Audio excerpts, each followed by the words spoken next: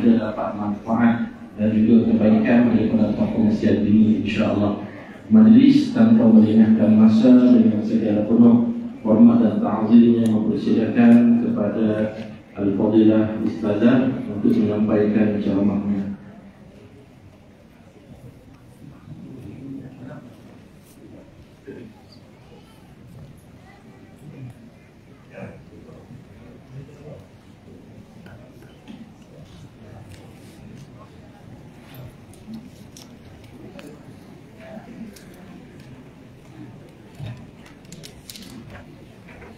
Subhanallah walhamdulillah wa la ilaha illallah wallahu akbar. A'udzu billahi minasyaitonir rajim. Bismillahirrahmanirrahim. Assalamualaikum warahmatullahi wabarakatuh.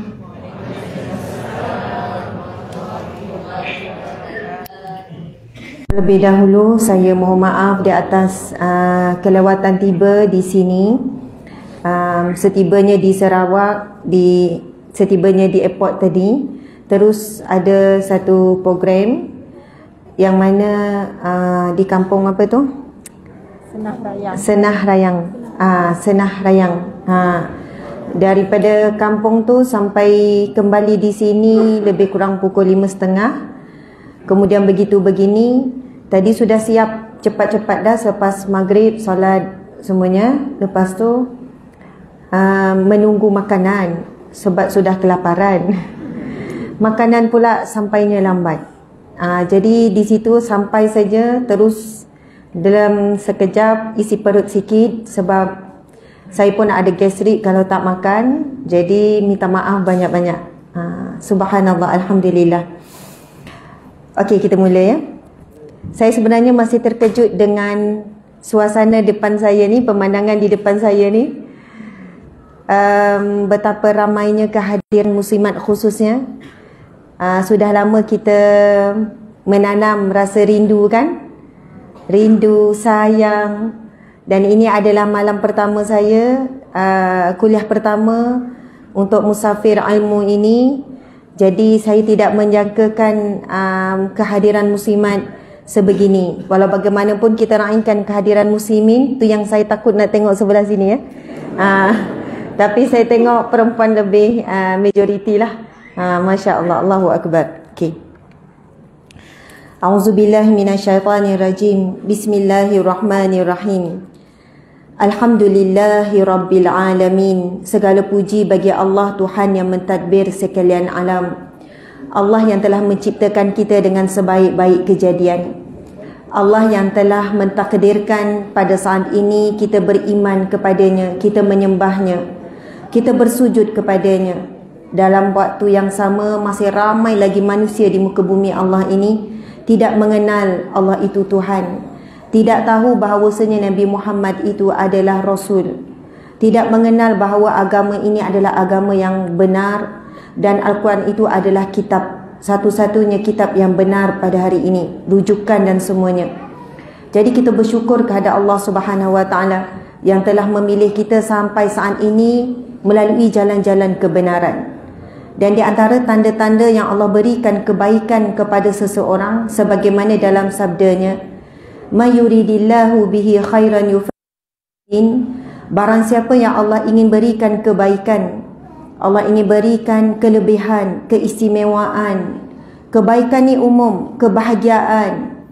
Subhanallah, yufaqihu fiddin, Allah berikan dia kefahaman dalam agama. Jadi kita hadir pada malam ini kerana Allah, kerana Rasulullah sallallahu alaihi wasallam. Kerana kita yakin, kita beriman bahawasanya Allah sangat suka kita hadir majlis ilmu. Allah sangat suka kita hadir ke rumahnya masjid. Lalu kerana kita ingin menjadi hamba Allah yang dicintainya, kita hadir di sini. Sebab itu pentingnya kita perbetulkan niat, jelaskan niat. Kita tahu Rasulullah sallallahu alaihi wasallam pernah ingin membakar rumah salah seorang daripada saudara ataupun sahabat yang tidak menunaikan solat berjemaah di masjid. Subhanallah, sebab itu ada sebahagian pendapat ulama mengatakan solat sah bagi seorang lelaki di rumahnya tetapi tidak diterima oleh Allah. Ada sebahagian ulama mengatakan sampai peringkat wajib solat berjemaah 5 waktu itu. Subhanallah, kerana melihatkan kesungguhan Nabi Muhammad sallallahu alaihi wasallam. Tapi kita bukan berpegang kepada wajib lah. Namun bila Rasul tunjukkan kenapa sehingga diperintahkan supaya dihitung ataupun dikumpulkan kayu api untuk membakar salah seorang sahabat Nabi yang tidak solat berjemaah di masjid. Tetapi Nabi tidaklah melakukan, tidak membakar, tetapi menunjukkan. Dan dalam sabda Nabi SAW, sekiranya kamu tahu nilai solat berjemaah di masjid, kamu akan mendatangi rumah Allah masjid ini dalam keadaan merangkak sekalipun kamu akan datang. Maksudnya tak boleh jalan dah, tak boleh mengesok-ngesok dah, merangkak je boleh, kamu tetap akan sanggup datang. Dan Nabi menyambung lagi dalam hadis yang sama, sehingga kamu sanggup mencabut undi. Maksudnya jika Allah buka hijab kelebihan orang yang hadir ke rumah Allah masjid, nescaya manusia akan berebut-rebut sampai tidak muat tempat, sampai perlu cabut undi nama siapa yang naik untuk dibenarkan solat di dalam masjid. Sekiranya Allah buka hijab, betapa besarnya kelebihan. Kerana itu di sana ada hadis Nabi, dan bukan semua orang beriman, yakin dan benar-benar percaya. Yang mana Nabi bersabda, barang siapa melangkah menuju ke rumah Allah, seperti mana langkah kita pada malam ini, diampunkan dosa-dosanya, dinaikkan darjatnya, dan dicatat setiap langkahnya pahala sedekah. Dan bila kita berada di rumah Allah dan berdiam di rumah Allah seperti saat ini, didoakan oleh para malaikat. Tapi Allah tutup, kita tak nampak betapa ramai malaikat ada bersama, dan kita tidak mendengar doa malaikat itu secara langsung. Di sinilah yang membezakan orang yang beriman ataupun tidak. Orang yang beriman, dia paksa diri dia istiqamah untuk hadir ke masjid, ke rumah Allah. Bagi lelaki sekian, tapi bagi perempuan selamat daripada fitnah. Fitnah apa yang kita dapat jika datang masjid? Kita datang masjid ini dengan keadaan menutup aurat. Kita datang pula dengan suami. Kan datang pula sekian-sekian. Pintu pula berbeza. Ruang solat pun berbeza. Fitnah lebih banyak di shopping kompleks. Betul kan? Lebih banyak di tempat pelancongan. Lebih banyak fitnah itu di luar, bukan di masjid. Tetapi kita lebih suka menggunakan perkataan fitnah, bimbang fitnah. Sedangkan juga dituntut, kerana itu di zaman Rasulullah juga ada ruang solat untuk wanita. Dan Rasulullah pernah berpesan kepada sahabat, jangan kamu menghalang wanita-wanita kamu, isteri kamu untuk mendatangi rumah Allah, mendatangi masjid untuk solat berjemaah. Muslimin muslimat, bila kita berada di masjid, didoakan oleh malaikat dengan 3 doa. Allahumma ghfir lahu warhamhu wa tub alaihi. Ya Allah, ampunilah dia, rahmatilah dia, dan terimalah taubatnya. Kita sendiri punya dosa, ibu-ibu, ayah-ayah, muslimin muslimat. Kita sendiri tidak kuat memohon ampun dengan Allah. Betul atau tidak? Kita mungkin mohon ampun, ya Allah ampunilah, astaghfirullahalazim, Allah maghfir lana dzunubana. Itu pun ringan-ringan je, baca santai-santai saja. Bukan dengan menangis teresak-esak, bukan dengan bersungguh-sungguh berjam-jam. Mungkin 5 minit, 10 minit, rutin yang biasa. Bukan daripada hati yang menyesal sungguh-sungguh. Tetapi bila kita berada di masjid, malaikat mendoakan, ya Allah ampunilah dia, kemudian rahmatilah dia. Kita tahu kita tidak boleh masuk syurga Allah tanpa dengan rahmat Allah. Kita pulang dengan rahmat Allah. Kita ada satu tiket yang besar untuk masuk ke syurga Allah, dengan hadirnya kita ke majlis ilmu, hadirnya kita di rumah Allah seperti saat ini. Jadi apapun sebab muslimin muslimat datang. Mungkin muslimat dah berbulan tak datang selepas Ramadan, malam ni baru sampai semula. Wallahu a'lam, mungkin asbab saya menjadikan puan-puan, ibu-ibu semangat. Asbab itu biarlah kekal menjadi sebab. Sekarang perbetulkan niat kita. Kita datang kerana Allah, mengharapkan pengampunan Allah, mengharapkan rahmat Allah, mengharapkan taubat kita diterima oleh Allah Subhanahu wa taala. Alhamdulillah summa alhamdulillah. Muslimin muslimat, saya ingin mengucapkan terima kasih kepada pihak penganjur, iaitu Masjid Darul Hana Patingan, Dan saya baru tahu hari ini bahawasanya Sarawak diberi gelaran Darul Hana. Masya Allah. Dan masjid ini mengambil sempena Darul Hana itulah. Masjid Darul Hana Patingan Patingan Kuching. Ini masih Kuching kan? Kuching Sarawak. Tuan Haji Zamhari bin Hashim merupakan pengurusi masjid, Barisan Ahli Jawatankuasa Masjid, Barisan ATVC NGO Sahabat Amal Care Sarawak. Seterusnya muslimin muslimat yang hadir di sini ataupun secara online. Tadi itu yang bercakap itu imamnya. Imam besar masjid ini. Nampak tu besarnya. Subhanallah. Ya, besarnya itu pada saya tak tengok sangat kenapa gelap ya. Masa orangnya besar ya. Subhanallah. Masa besarnya itu pada izahnya. Boleh terlihat pada jubahnya. Saya tengok sekilas kan. Pada jubahnya sudah tentu mesti ada image. Imam image-nya macam mana, Bilal image-nya macam mana, muslimat image-nya macam mana, pendakwah image-nya macam mana. Subhanallah, wanita-wanita salihah image-nya macam mana. Sebab di situ ada kemuliaan. Sebab itu Allah berfirman, subhanallah, sebaik-baik pakaian adalah pakaian taqwa. Kadang-kadang sebab pakaian tu kita malu nak buat maksiat. Bila kita pakai ringan-ringan, dedah sikit-sikit saja, bukan dedah semua, dedah lengan je. Cara jalan kita pun sudah lain, cara cakap pun sudah lain, cara lenggok-lenggok pun sudah lain. Ada hari kita pakai gelap, labuh, longgar, jalan pun rasa solehah je kan. Ya, subhanallah, sebab pakaian itu mempengaruhi dalaman kita, ketakwaan kita. Subhanallah, Allahu Akbar. Sebab itu Rasulullah sangat menjaga image pakaian, kekemasan, kebersihan, warna-warnanya. Isteri-isteri Nabi pun sama, Masya Allah. Alhamdulillah. Baik, tajuk kita pada malam ini dan masa mungkin tinggal lebih kurang 30 minit. Betul ke 30 minit? Kita tak sampai. Isyak pukul berapa? Pukul 8. Lagi 5 minit, lagi 10 minit. Okey. Tajuk kita ialah tapi boleh lebih sikit. Boleh ya imam? Saya tak berani tengokkan imam. Mana imam besar tadi? Sudah mengecil ke? Subhanallah. Okey, Masya Allah. Ini pun nampak macam imam juga. Ya. Ada sebalik, Masya Allah. Nampak jubah. Allahu Akbar. Warga Sarawak ni memang sangat periang. Maksud periang tu macam mana? Saya jumpa di airport bila sampai ustazah. Macam tu kan. Saya kata sebab itu ibu-ibu tu 50 lebih 60 dia nak pergi berjalan ke sama-sama grup tu nak pergi ke ni. Oh, riang. Suara tu macam saya kan kita kalau airport senyap, tak bising kan. Oh, okey, ceria, riang dan semangat tu. Cara wallahu alam yang menyantuni kami tu bersungguh-sungguh, buka pintu bersungguh, jemput masuk bersungguh. Saya pun jadi bersemangat. Saya pun kena jalan pun kena semangat macam orang Sarawak. Subhanallah, Allahu Akbar. Mungkin rumpunnya memang daripada jiwa yang banyak berjuang. Apabila kita di kalangan yang minoriti, agama yang minoriti banyak berjuang.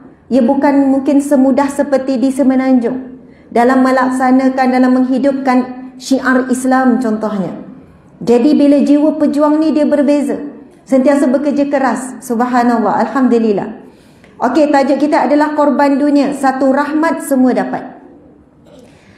Muslimin muslimat, kita tinggal berapa hari lagi untuk ibadah korban. Hari ini berapa Zulkaidah? Hari ini 23 Zulkaidah. Khilaf ulama. Ada 23, ada 24. 24. Tak kira hari ke kira maghrib? Oh, kira maghrib 25. Kira hari-hari ni 24 Zulkaidah. Okey, tak apa. Saya hujung bulan ni, ini bulan 6. Hujung hari terakhir kita masuk 1 Zulhijjah, betul? Kita masuk 1 Zulhijjah. Jadi kita semua tahu siapa yang sudah berniat untuk melakukan ibadah korban. Baru niat, belum bayar lagi sebab kita ada masa. Ada orang bila 10 Zulhijjah hari raya korban tu barulah dia tengok orang buat korban, barulah dia nak cari binatang korban. Boleh lagi tak? Boleh tak? Korban tempohnya berapa hari? 3 ke 4 hari?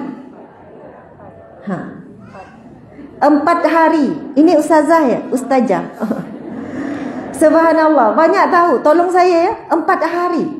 Sebab kita ada orang buat korban hari raya pertama, hari raya kedua, hari ketiga sampai sebelum asar hari raya ke-4. Subhanallah, Allahu Akbar.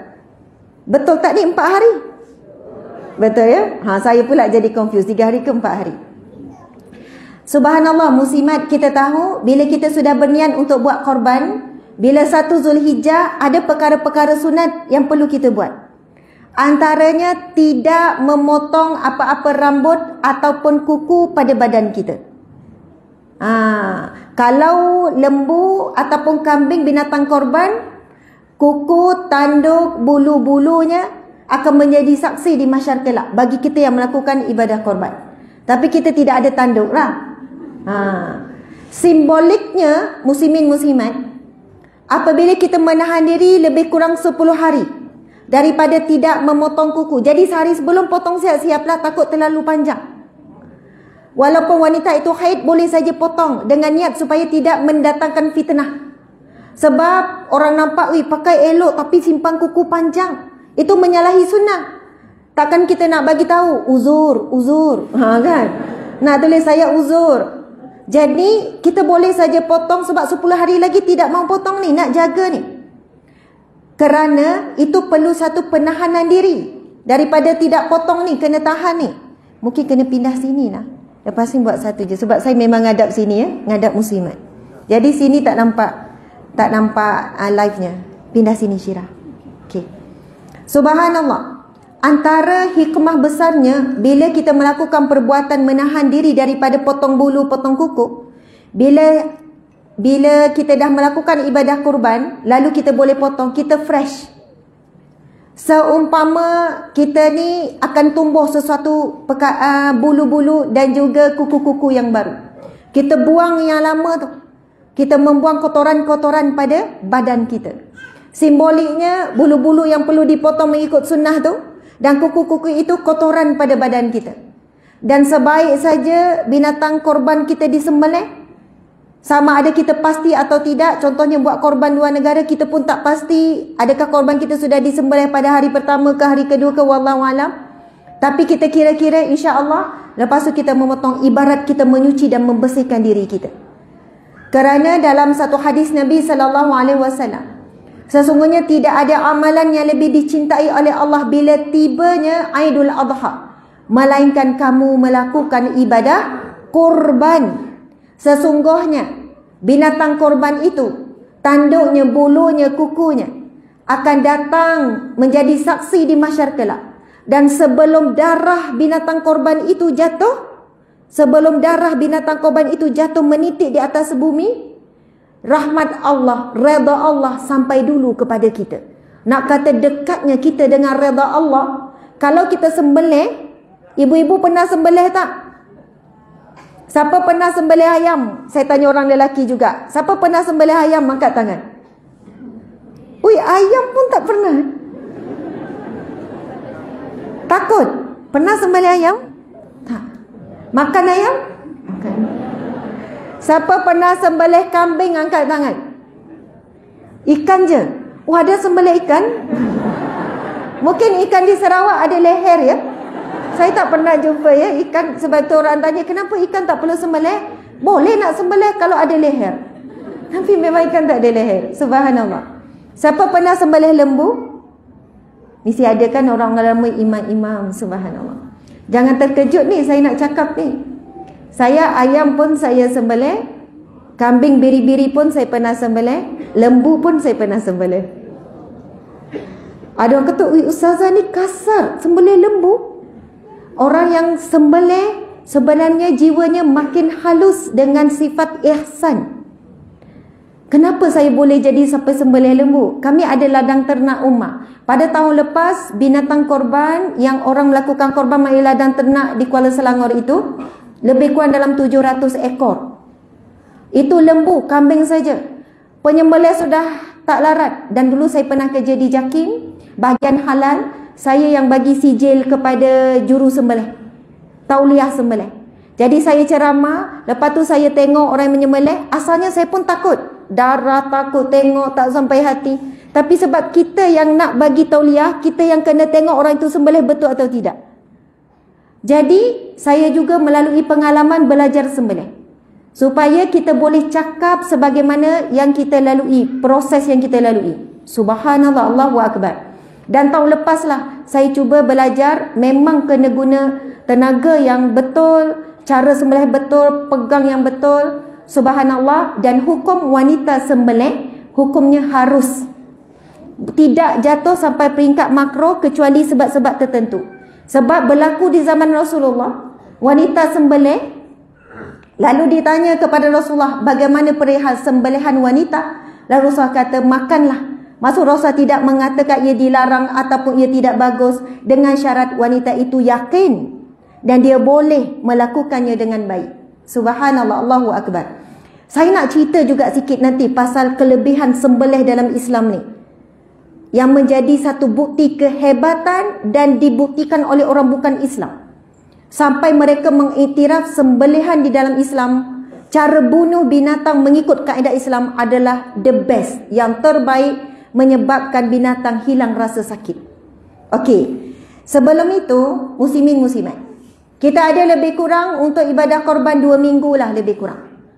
Saya tak pasti di kalangan kita ini berapa orang sudah nekat betul-betul buat korban. Ada yang angkat, subhanallah. Terima kasih yang angkat. Kalau kita bincang tentang apakah hukum ibadah korban, mazhab Hanafi, ini bukan nak cerita semua mazhab ni, maksudnya ada pendapat mazhab muktabar mengatakan hukum melakukan ibadah korban bagi yang mampu wajib. Namun kita berpegang kepada mazhab Syafi'i, kita mengatakan ia adalah sunat muakkad yang sangat dituntut. Tapi kenapa ada imam mazhab yang muktabar mengatakan ia wajib?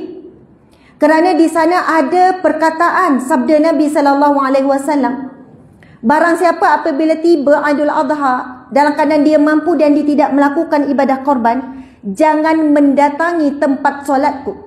Maksudnya Nabi kata jangan datang solat, jangan datang masjid. Soalnya janganlah, Rasulullah enggan berjumpa. Soalnya Rasulullah marah, ada perasaan geram, mungkin begitu. Mampu tetapi enggan, sengaja tidak menunaikan ibadah korban. Sebab itu sebahagian ulama muktabar mengatakan wajib. Sebab Nabi melarang orang yang mampu tapi enggan, sengaja, maka jangan datang ke tempat solatku. Tempat solatku di mana? Di masjid. Allahu Akbar. Bagi orang beriman, bila kita dengar hadis ini, kita ambil serius. Bagi orang Muslim, belum tentu.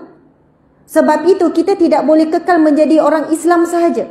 Kita perlu naik tingkatan orang mukmin, orang yang beriman.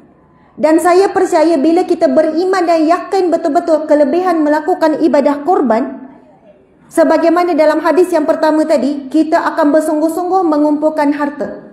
Bahkan mungkin kita sanggup gadaikan emas. Apa sangat emas dibandingkan redha Allah? Apa sangat emas dibandingkan binatang korban itu akan jadi saksi di mahsyar kelak?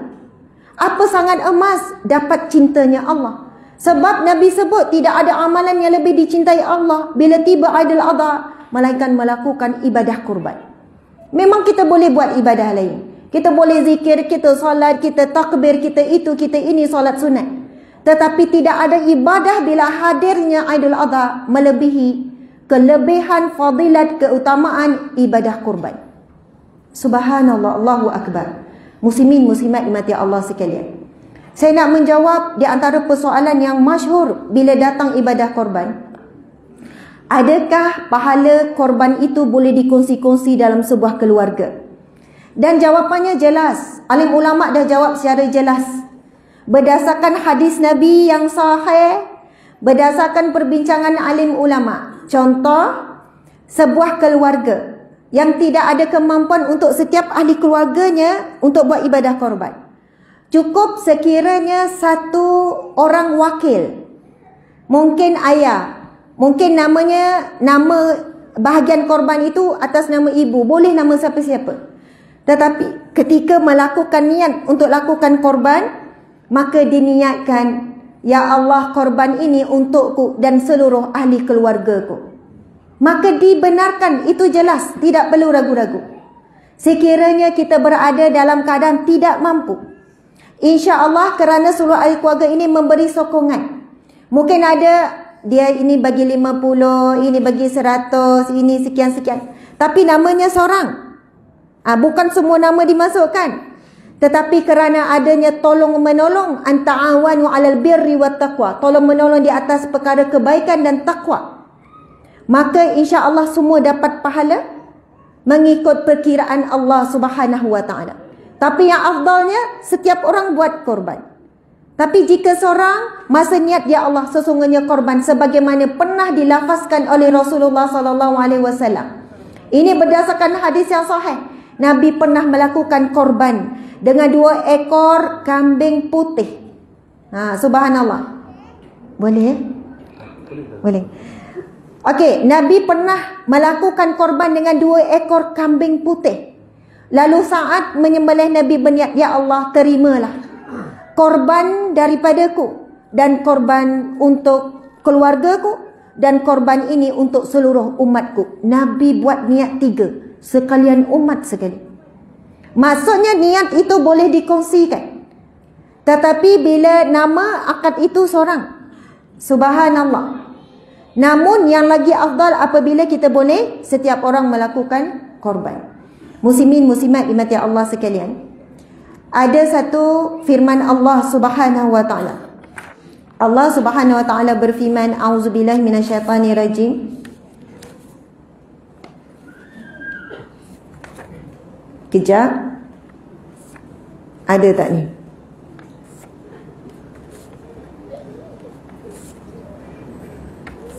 Tak ada. Saya pun tak ingat. Saya tak berani nak baca sebab saya tak hafal lancar. Namun saya ingat maksud dia. Allah Subhanahu Wa Taala berfirman, sesungguhnya bukan binatang korban, daging korban itu yang sampai kepadaku, tetapi takwa yang sampai. Takwa orang yang berkorban itulah yang sampai kepada Allah. Allahu Akbar. Daripada firman Allah ini, muslimin muslimat sekalian, kita faham tujuan melakukan ibadah korban adalah untuk meningkatkan takwa. Sebab jelas Allah sebut bukan binatang korban itu yang sampai kepadaku, bukan daging tu yang sampai kepada Allah, tapi yang sampai adalah takwa kamu ketika kamu melakukan ibadah korban. Jadi daripada firman Allah ini menjawab beberapa persoalan. Ada orang tanya, Ustazah, mana lebih afdal, korban dalam negara ataupun luar negara? Mana lebih afdal, korban lembu ataupun kambing? Mana lebih afdal, ambil seekor ataupun satu bahagian? Yang pertama, ciri-ciri korban yang boleh dekat dengan takwa adalah korban yang paling hampir dengan pengorbanan yang dilakukan oleh Rasulullah.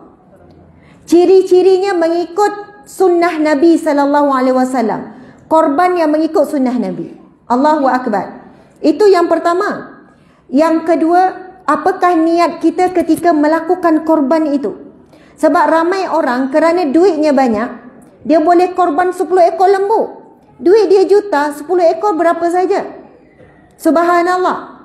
Tetapi walaupun dia buat korban sebanyak itu, dari sudut takwa dia kepada Allah, dari sudut solatnya contohnya, dari sudut bagaimana dia tu penjagaan auratnya, batas syariatnya, batas pergaulan dan sebagainya, tidak berubah.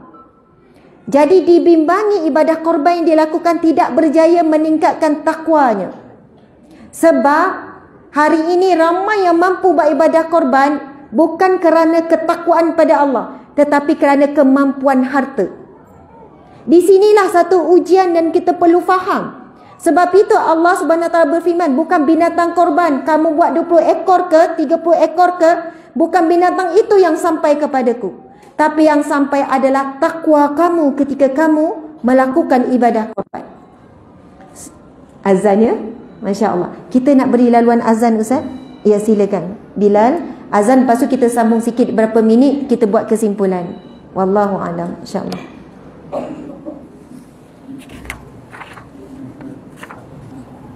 Oh, boleh.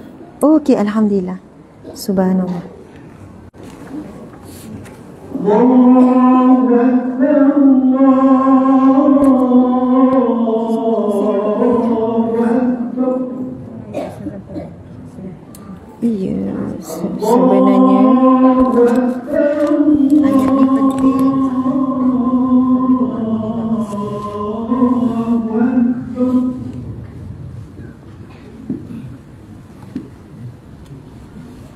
أشهد أن لا إله إلا الله.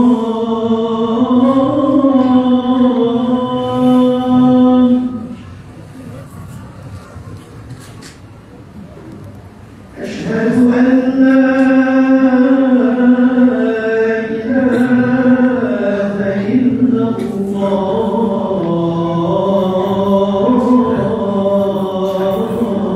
الله.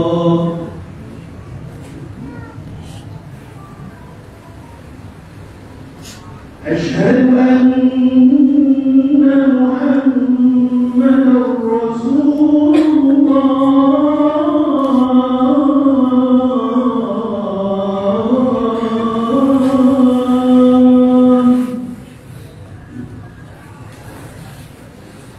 أشهد أن محمدا رسول الله.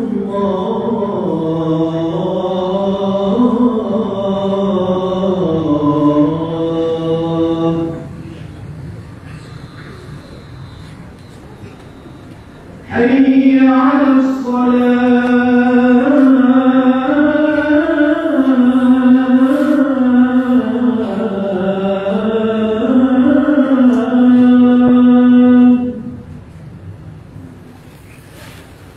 حي على الصلاة.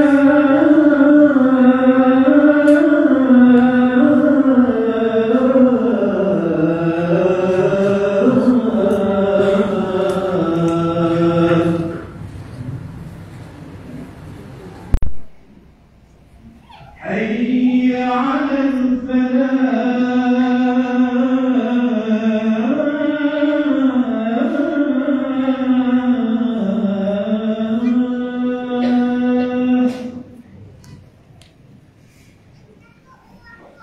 حي على الفلاح.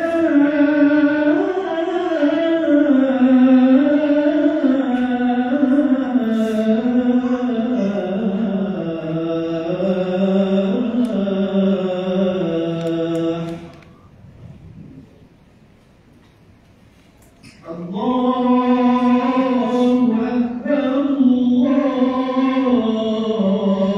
أكبر. لا إله إلا الله.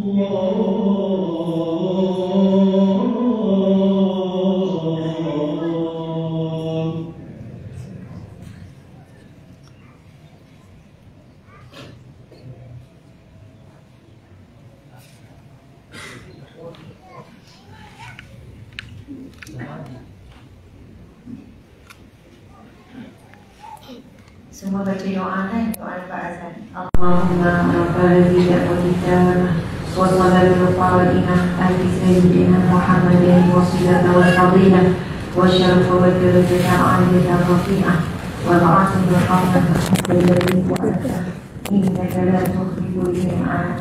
Allahu akbar. Nabi sallallahu alaihi wasallam bersabda, hadis yang sahih, dan para alim ulama menyebutkan ini antara dalil yang terkuat.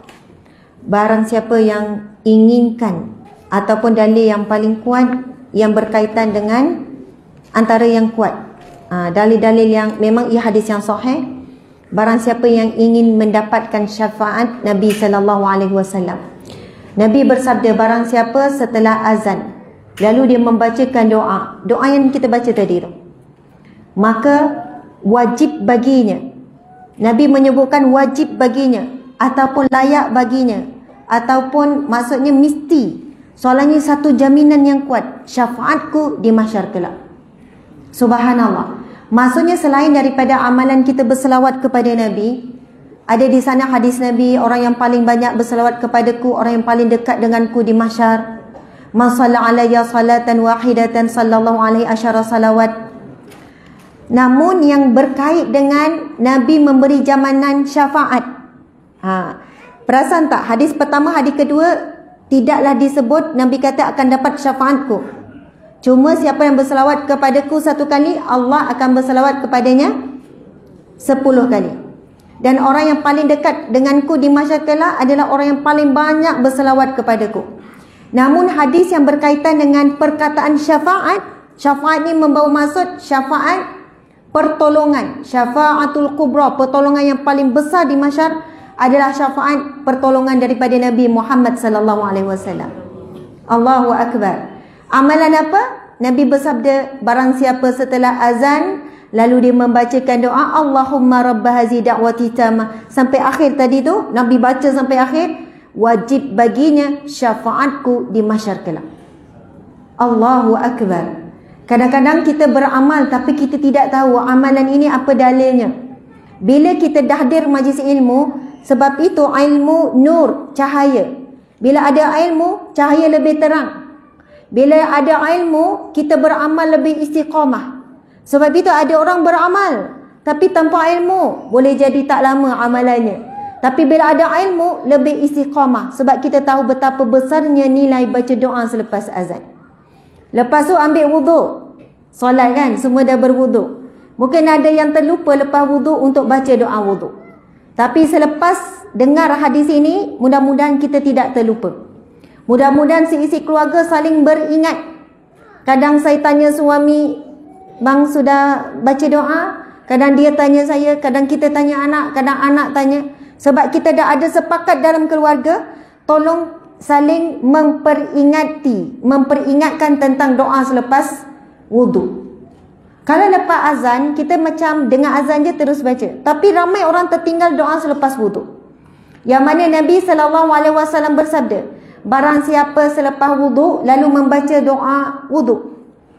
Apa doanya? Asyhadu an la ilaha illallah wa asyhadu anna Muhammadan abduhu wa rasuluh.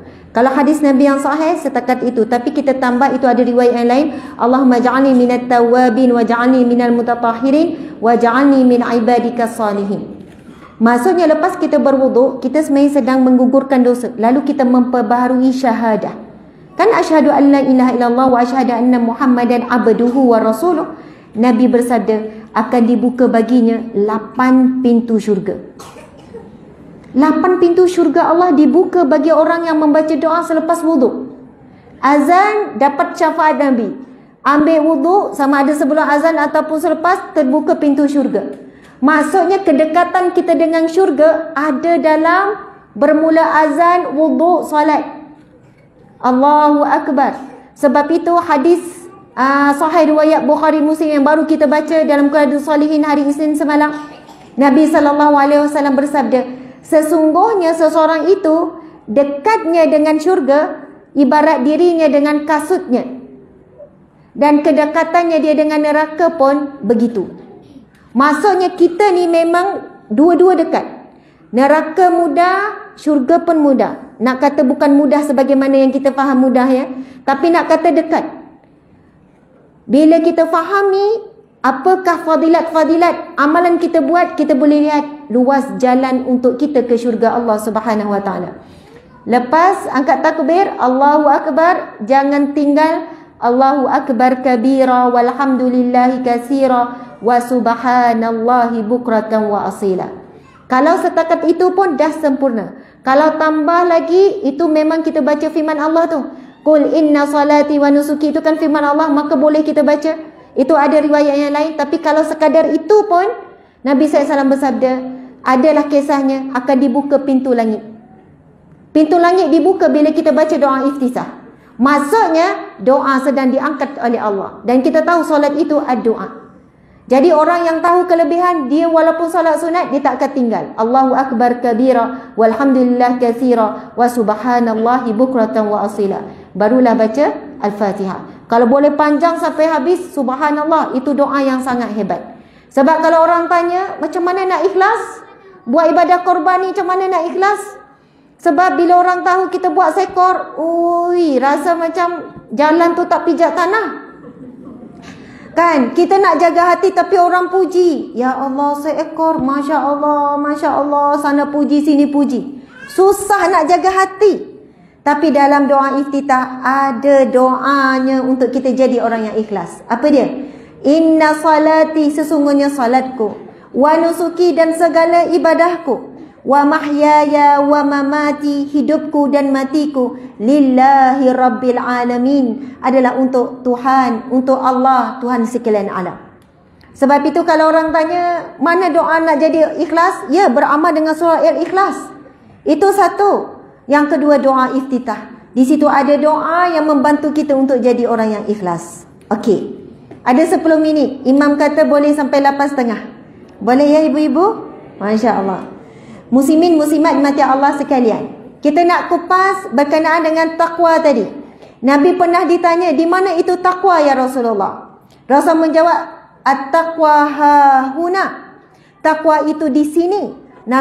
Nabi tunjukkan di hati kita, ataupun disebutkan hati nurani kita, di situlah terletaknya takwa. Takwa bukan terletak pada pakaian, bukan terletak, ya, itu ciri-ciri. Ciri-ciri orang yang bertakwa, pakaiannya tutup aurat, lelakinya pun tutup aurat.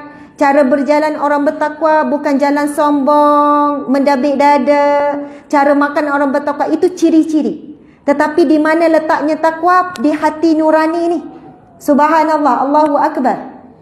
Jadi bagaimana kita nak menaikkan takwa kita? Melalui ibadah korban. Sebelum saya sampai ni, saya dengar banyak ceramah ustaz ini, ustaz itu, ini sampai tertidur berkenaan dengan korban dan kaitan dengan takwa. Subhanallah. Sebab kita tahu tingkatan, kalau kita Muslim, Islam, rukun Islam, cukup rukun Islam 5, kita Muslim, Masya Allah. Naik tingkatan yang lebih tinggi, mukmin, rukun iman ada 6, Masya Allah. Yakin alam ghaib, percaya pada Allah, percaya kepada Rasul, maksud percaya apa perintah Rasul itu benar, perintah Allah itu benar. Dia bukan hanya pada lidah, perbuatan kita menunjukkan kita percaya kepada Nabi Muhammad. Sebab kalau kita tanya orang yang seksi sekalipun, minta maaf ya, kamu percaya tak pada Nabi Muhammad? Percaya. Kalau kamu benar percaya, kenapa kamu tak buat apa yang Nabi Muhammad suruh? Kenapa kamu masih lagi berpakaian tapi telanjang? Sedangkan Nabi SAW sebut, sesungguhnya ada 2 golongan yang tidak pernah aku lihat. Maksudnya pada zaman Nabi belum ada golongan ni. Pada zaman Arab Jahiliyah, Nabi daripada kecil sampai Nabi dilantik umur 40, ketika umur 40, maksudnya jahil-jahil orang Arab Jahiliyah pun, teruk macam mana pun kehidupan mereka, sembah berhala ke sembah bulan bintang sekalipun, wanita-wanitanya pun tidak ada yang berpakaian tepi telanjang. Minta maaf saya sebut perkataan tu, sebab itulah maksud perkataan Nabi. Nabi kata ada 2 golongan yang tidak pernah dilihat lagi. Kamu tidak pernah lihat lagi wahai para sahabat, dan Nabi pun tidak lihat. Yang pertama iaitu pemerintah yang zalim, yang memukul ataupun menzalimi, umpama seperti ada ambil belati memukul-mukul rakyatnya. Mungkin bukan begitu, kita tak nampaklah ada pemimpin yang pergi pukul-pukul, tetapi dengan ketidakadilannya, tidak amanah dan sebagainya. Dan Nabi sebut golongan yang kedua, yang mana mereka ini Nabi kata tidak mencium bau syurga, dan mereka tidak akan masuk syurga, dan mereka akan masuk neraka. Na'udzubillah min zalik. Iaitu kaum wanita yang berpakaian tapi telanjang, mereka ahli maksiat, dan mereka mengajak wanita lain melakukan maksiat juga. Jadi kalau kita tanya, kamu beriman tak kepada Rasulullah? Beriman. Ya, saya yakin Rasulullah itu, Nabi Muhammad itu Nabi. Kalau kamu benar beriman, kamu tidak akan berpakaian begini. Sebab iman itu disebut dalam hadis Nabi, laisal imanu bitamanni. Iman itu bukan kata-kata angan-angan kosong. Walakin ma wukila fi qalbi wa sadaqa wa amalu.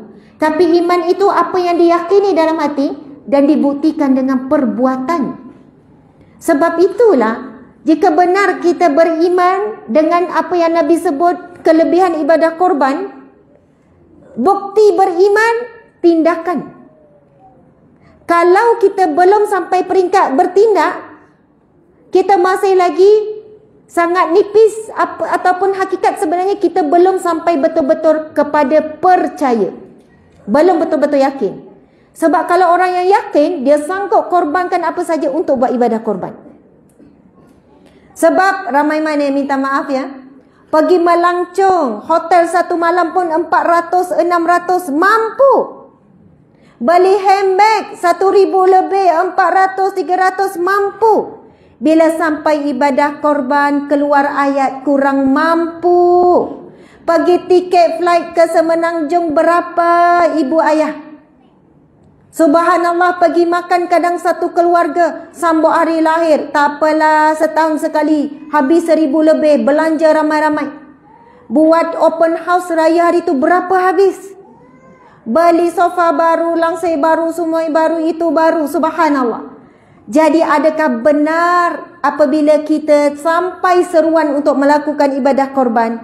Adakah benar ataupun kita menipu diri kita? Dan kita tidak boleh tipu diri, apatah lagi menipu Allah bila kita kata kita tidak mampu. Macam saya ni mendesak-desak kan, macam mendesak-desak. Ustazah ni macam bagi tekanan suruh buat ibadah korban, macam suruh rasa berdosa tak buat ibadah korban ni.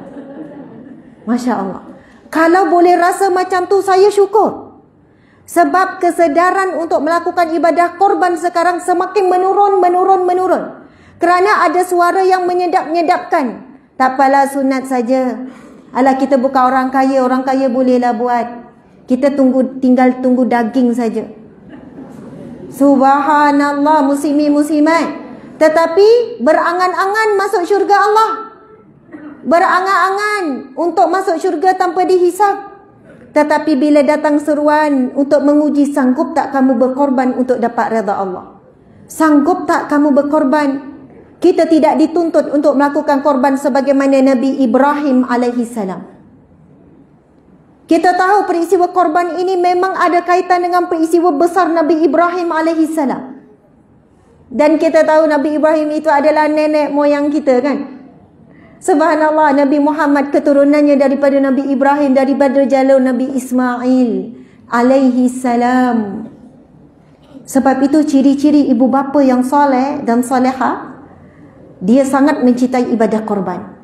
Kerana cerita ini kisah seorang bapa yang soleh, ibu yang soleha, dan seorang anak yang soleh, iaitu Nabi Ismail alaihi salam. Ini lambang sebuah keluarga contoh. Dan jika benar kita nak menjadi satu keluarga contoh, sebuah keluarga di syurga, sangat membesarkan ibadah korban. Saya dibesarkan oleh ibu ayah yang memang beri penekanan tentang ibadah korban. Bahkan kami daripada kecil lagi, bergilir daripada tahun ke tahun, setiap anak akan buat korban. Bukan sebab ibu ayah mampu ke, kaya ke, bukan. Tahun ini kakak, tahun depan saya pula, tahun selepas itu adik pula. Maksudnya mak ayah buat korban, lepas tu adik-beradik ikut giliran. Ketika sampai saat saya masih ingat masa tu ayah menyerahkan duit. Lebih kurang 400 lebih. Kita baru sekolah rendah dapat duit ke sekolah menengah begitulah. 400 lebih itu besar sangat tu. Lepas tu kita pun tanya, ini untuk apa? Ini untuk Asma berniat korban. Sekarang duit ni ayah bagi pada Asma. Jadi Asma serahkan balik pada ayah. Asma lafazkan yang Asma buat ibadah korban. Sebab dibimbangi kalau ibu bapa kata ini korban untuk anak, tapi anak tu tak tahu pun dia buat korban. Anak tu tak berniat pun untuk buat pengorbanan tu. Jadi begitu kaedah ayah saya mendidik. Dan bila saat ibadah korban sampai diceritakan begini. Adakah ayah saya ustaz, tuan guru? Tidak. Mak saya guru fizik. guru sains. Bukannya ustazah, tetapi memang jalur ayah mak tu tok guru lah. Buka pondok, buka madrasah, Tuan Guru Haji Abbas, sekolah Tok Jiring tu. Sama juga atok. Itu ibu sebelah jalur. Sebelah ayah ini businessman. Memang peniaga-peniaga semua. Tetapi kefahaman agama ini bukan hanya untuk golongan dalam golongan agamawan. Subhanallah, Allahu Akbar. Saya pernah jumpa seorang makcik datang bawa tabung. Ustazah nak buat korban dengan NGO Ustazah. Rupanya dia kumpul duit 1 tahun. Dia bukan orang senang. Orang susah. Kalau di kalangan tu fakir miskin juga. Terima bantuan selalu. Tapi bila sampai ibadah korban, Masya Allah, dia muncul bau simpanan-simpanan. Dia cari. Serah dengan menangis. Ya Allah, terimalah korbanku, Ya Allah. Terimalah korbanku. Kita tahu kisah Nabi Ibrahim AS. Walaupun akhirnya Nabi Ibrahim tidak berlaku sembelih anaknya Ismail. Tetapi Nabi Ibrahim telah membuktikan kepada Allah. Berjaya menyembelih rasa cinta kepada anak. Apa maksudnya? Muslimin muslimat dimati Allah sekalian. Nabi Ibrahim diberi gelaran Khalilullah, kekasih Allah. Kenapa diberi gelaran kekasih Allah? Sebab apa jua yang Allah tes, Nabi Ibrahim lulus. Saat diuji dengan ayah, Nabi Ibrahim lulus. Siapa tak sayang ayah? Nabi Ibrahim panggil, wahai ayah kesayanganku, wahai ayahku sayang sekian-sekian. Tetapi bila ayah sendiri tidak mahu mengakui Allah sebagai Tuhan, Nabi Ibrahim akur. Subhanallah, sabar. Nabi Ibrahim diuji tidak diberikan anak. Setelah umur 80 tahun lebih, lalu dikurniakan anak yang pertama namanya Ismail. Lalu bertambah-tambah cintanya kepada Ismail yang dinantikan selama berpuluh-puluh tahun. Sudah tentu sangat mencintai si kecil ini. Dijaga, dibelai macam kita lah. Bila nampak Nabi Ibrahim mula cintanya besar kepada anak, Allah uji dengan perintah tinggalkan anak di gurun pasir. Allahu Akbar. Nabi Ibrahim berjaya lulus ujian Allah. Tinggal. Kerana besarnya cinta kepada Allah, apa jua perintah Allah walaupun tidak logik dengan akal akan dibuat. Demi bukti kepada Allah, cinta kepada Allah jauh lebih besar daripada cinta pada anak. Walaupun tidak ada jaminan apa pun di padang pasir itu. Tidak mempersoalkan sedikit pun, ya Allah berilah perintah lain, jangan perintah tinggal anak macam ni. Tidak. Terus buat tanpa ragu-ragu. Kemudian setelah sekian lama berpisah jauh, Nabi Ibrahim ke Palestin tinggalkan anak di Mekah. Nabi Ibrahim dengan Siti Sarah dengan anaknya Ishak, kemudian Siti Hajar dengan anaknya Ismail. Lalu satu ketika Allah perintahkan untuk kembali ke Mekah. Berlakulah pembinaan dengan anak yang masih kecil ini, mungkin kanak-kanak ataupun remaja ketika umur Nabi Ismail alaihissalam. Diperintah untuk membangunkan Kaabah. Allahu Akbar. Dan satu ketika Nabi Ibrahim diberi melalui mimpi untuk sembelih Nabi Ismail. Lalu bila ditanya, apa pendapatmu wahai Ismail? Apa jawapan anak yang soleh? Laksanakanlah ya wahai ayahku. Bukan si anak ni, janganlah itu mimpi je tu ayah, itu mainan tidur, Tidak. Nabi Ismail alaihissalam, Allahu Akbar, kedua-duanya adalah hamba Allah yang saleh. Tanpa ragu-ragu, maka berlakulah situasi, telah pun dipegang pisau dan sebagainya. Dan akhirnya memang tidak berlakulah sembelih ke atas. Tapi yang sedang berlaku apa dia? Nabi Ibrahim berjaya membuktikan baginda Nabi SAW, Nabi Ismail, Nabi Ibrahim ini menyembelih rasa cintanya kepada anak. Anak, suami, isteri, keluarga, diri kita, semua ini lambang cinta terhadap dunia. Betul atau tidak? Jangan salah faham pula ya. Bukan maksud saya ini dunia tak perlu sayang, suami tak perlu sayang. Tetapi itu semua bahagian dunia. Subhanallah. Apa yang kita nikmati kasih sayang pada suami, anak, semua ini bahagian dunia. Kadang-kadang Allah test kita. Sanggup tak kita korbankan 751,000 duit kita daripada simpanan untuk membuktikan cinta kita kepada Allah? Kalau Nabi Ibrahim diuji, sanggup tak korbankan anak untuk membuktikan cinta Nabi Ibrahim kepada Allah? Nabi Ibrahim lulus. Allahu Akbar. Jadi muslimin muslimat yang dirahmati Allah sekalian, dah 8.30 dah. InsyaAllah lepas kita solat isyak, saya masih tunggu muslimat jadi solat dengan tenang ya. Nanti kan nanti ustazah sudah balik, macam mana ni semayang ni kan, imam pula baca panjang. Kita tunggu, subhanallah. Walaupun saya sudah jamak siap-siap tadi kan, Masya Allah. Saya pun ingin berjumpa dengan muslimat sekalian. Jangan risau, salat dengan tenang, korbankanlah perasaan kita ya. Fokus betul. Allah Subhanahu Wa Taala berfirman, auzubillahi minasyaitanirrajim, pasal berkaitan dengan salat.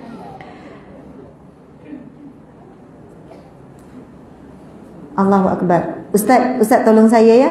Auzubillahi minasyaitanirrajim. Innani anallaha la ilaha illa ana. Wa aqimis salah. Fa'budni dulu. Aqimis salah li zikri. Betul, subhanallah. Firman Allah ni sangat, nak kata apa ya, bila kalau kita baca tu meremang bulu roma.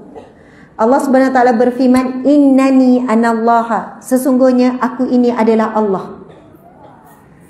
Innani anallaha, sesungguhnya aku ini adalah Allah. La ilaha illa ana, tiada Tuhan melainkan aku. Fa'budni, maka beribadah, sembahlah aku. Aqimis salah li zikri, dirikanlah salat untuk mengingatiku. Subhanallah, Allahu Akbar. Jadi ketika solat kena ingat selalu, sebagaimana firman Allah ini. Allah minta, Allah perintahkan kita masa solat ingat Allah. Tapi kadang mungkin nanti lepas solat duk ingat nak korban dengan siapa ni ya. Mau hubungi siapa ya? Jumpa imam kita. Mudah-mudahan pada tahun ini, subhanallah, Allahu Akbar, bila datang je walaupun perkara baik dalam solat, kita kena tepis. Ada orang kata, ustazah, masa mesyuarat idea tak ada. Bila solat 10 idea datang. Ustazah, masa sebelum solat bincang-bincang dengan suami tak nampak jalan. Solat saja jalan terbentang luas. Ustazah, barang hilang dalam solat jumpa. Bila solat, mari ingatan. Tadi masuk, letak situ. Oh, ada pergi ke situ. Kalau boleh bercakap dalam solat, mungkin, ya, sudah tahu. Macam tu. Suami saya kadang-kadang kan, kalau barang saya tak jumpa, dia kata pergilah semayang, nanti jumpalah. Tapi memang betul, lepas semayang dah ingat dah letak mana, dah ingat dah. Syaitan membisikkan kita, dia tahu apa. Allahu Akbar. Bersama kita kan korin, yang sejak lahir dia dah kenal kita lebih daripada kita kenal diri kita. Dia dah tahu apa titik lemah kita. Ini orang ini kalau kacau suami dia memang kalah. Kalau jiran dia sabar, ini sabar, ini sabar. Suami dia hilang sabar. Suami satu hari tak basuh pinggan, hilang sabar dia. Tak sangkut kain plekat. Oh, kalau dari suami cepat marah dia. Syaitan tahu mana titik lemah kita, mana titik kuat kita. Syaitan bagi orang-orang yang baik macam ni, dia tak bisik jangan korban, jangan korban. Tak. Dia bisik suruh tangguh saja tahun depan. Subhanallah, Allahu Akbar. Kita belum pasti akan hidup lagi pada tahun depan.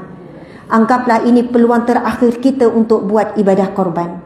Anggaplah ini peluang terakhir kita untuk dapat kelebihan yang paling dicintai Allah pada hari Aidul Adha, iaitu ibadah korban.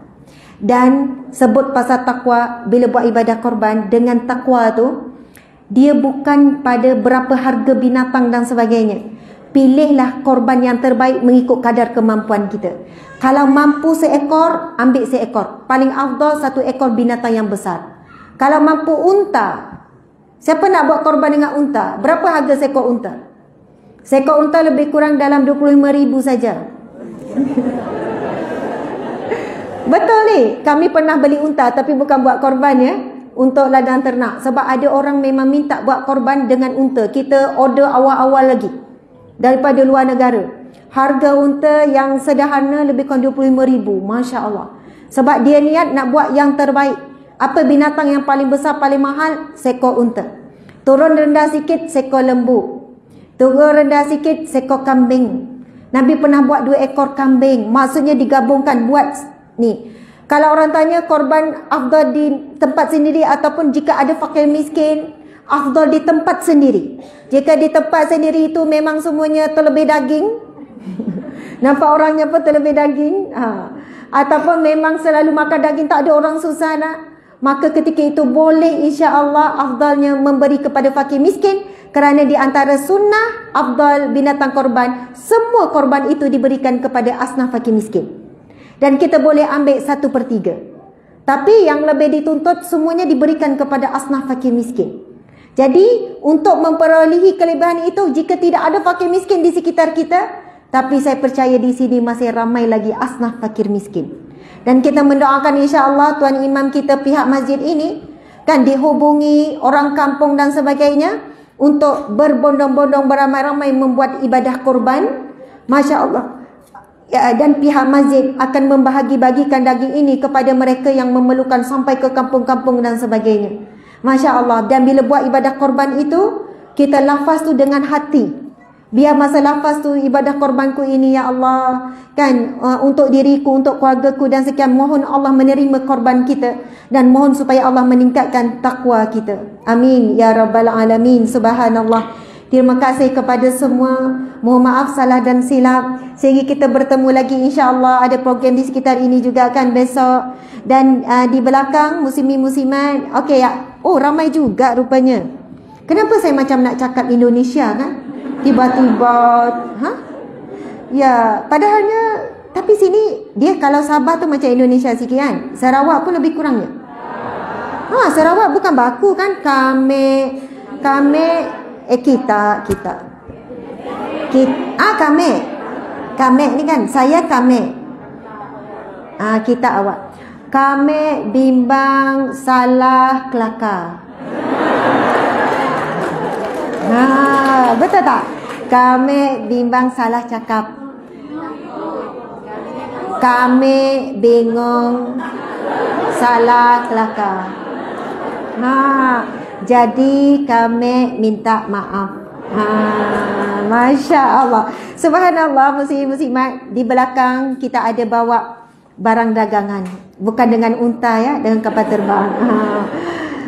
Kosnya Masya Allah. Kos saja. Pos dulu barang-barang sebab kita tengok respon ramai orang Sarawak kata Ustazah bawa buku, bawa ini. Jadi kita menjangkakan habis licin terus malam ini. Boleh ya? InsyaAllah. Subhanallah. Memang hantar pos saja tu berbelas ribu rupanya. Bagaimana ya kalian order barang daripada Semenanjung kan? Allahu Akbar. Sabarlah ya hidup di dunia sementara, menunggu untuk ke syurga. Amin ya rabbal alamin. Siapa nak buat ibadah korban dengan kami pun kami uruskan, yang luar negara ke dalam negara dan sebagainya. Tapi hubungi dulu pihak masjid dan jangan tinggalkan rumah Allah ini tanpa sedekah. Kita mesti tinggalkan bekas kesan kita datang rumah Allah, iaitu sedekah. Masjid ini akan jadi saksi sebagaimana hadis Nabi, sadaqatun burhanun. Sedekah itu saksi.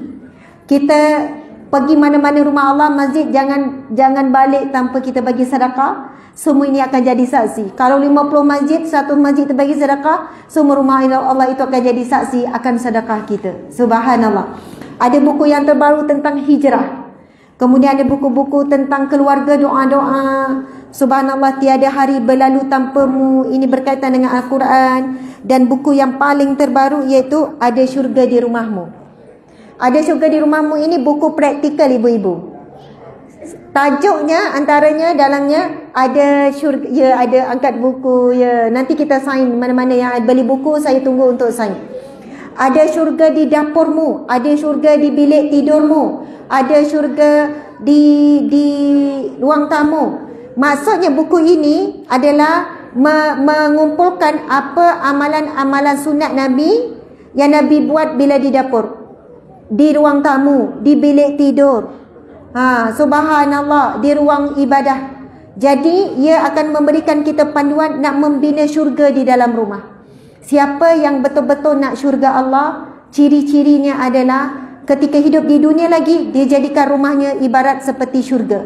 Bagaimana mereka yang menghidupkan sunnah Nabi di dalam rumahnya. Wallahu alam.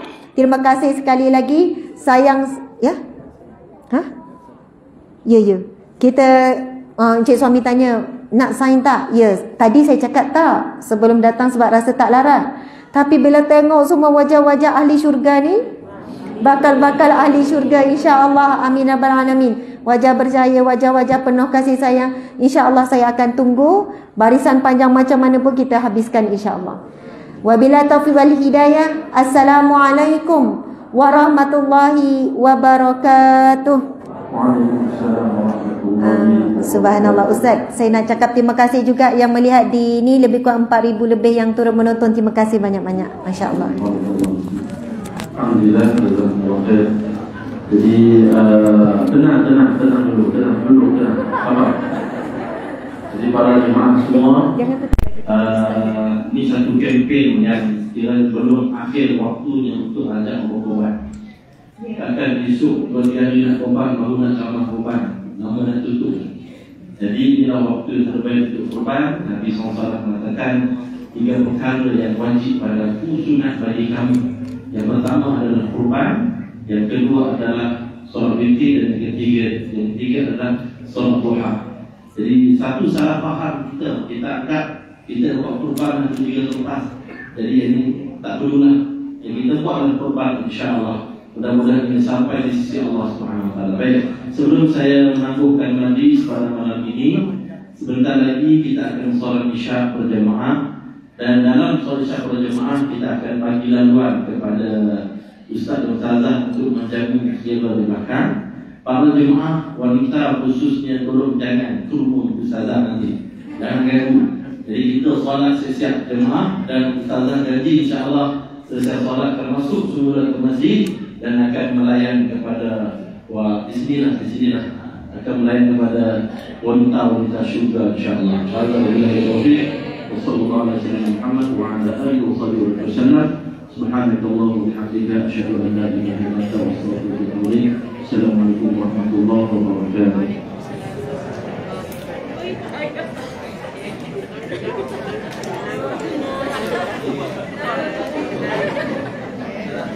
Insyaallah. Allah.